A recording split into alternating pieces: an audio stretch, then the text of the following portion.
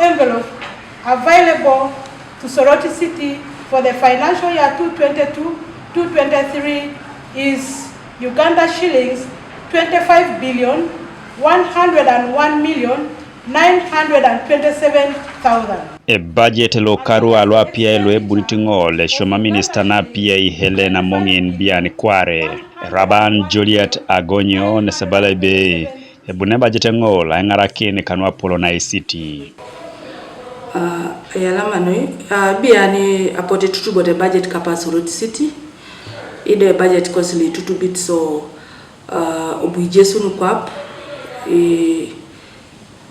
irua najo kedelo potse tutuboto karla 2021-2022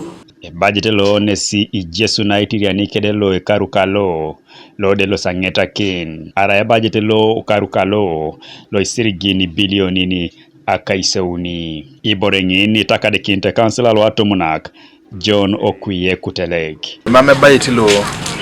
era le busana kite city to jani ni city sikere Soroti ni said bita budget akere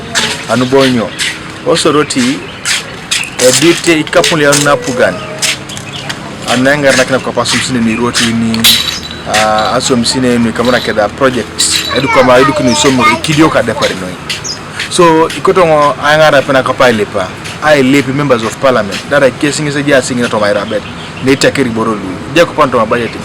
be allocation je kino Soroti City e ataki ngisida Soroti City ne si Eibuga idiope lo edite budget ke kada lo ikidio kisirigin do e korona kinapuga na ukiding neda ijekinti councillors lipitos MP saikeona kirongun kotoma Ebajet Simon Okiring ne se councillor lo ego ekirinti Soroti City East kotomo councilor ejoko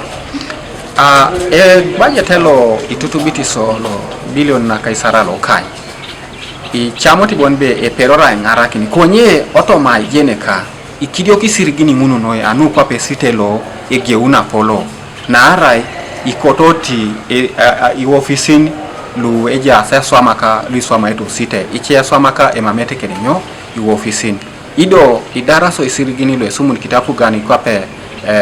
isirigili tegiarere ai topolonyo esite lo asumun kitaiso bilioni kan mame do monitingun kano isirigin lo beite city adomun kotomo sokonin kesadite kansula mun ido arabane sabala ebe akironu poe corona loda buo ya Tunis nesero kichika kintagolana kaluipu kwa financial yale utangita kinlo atikusona pote tere kimiskede oni kerije mbonebe oni kerije lockdown so a lockdown muni obujai kitungali pu kapo boy president oli moro bonebe mambere aswan business I go businesses nyamata bonebe tagolana akespolo bonebe itungali pu opoti boy kino sore ido bobo sirgili this capital ajatar luipu opoto nyamaros akespolo ngoni olapalo sodite puko a president akwa puko kintunga kerage on aswan businesses tungali puko pana ejasero noi ejasa gege like aicha tunotomo business so yongo kapa iraban etengo bonebe beite sitatere kin still kadati kuso e councillor lo pia ward honorable Ayo nesi abala ebe railo budget lo ebuna ngaraken atekere konyera tunis ngipengin nada idoelar enusu lo ebuni kotoma apugana okiding ilipite be mama apugana buna pedal chapakaji kunika pununu kere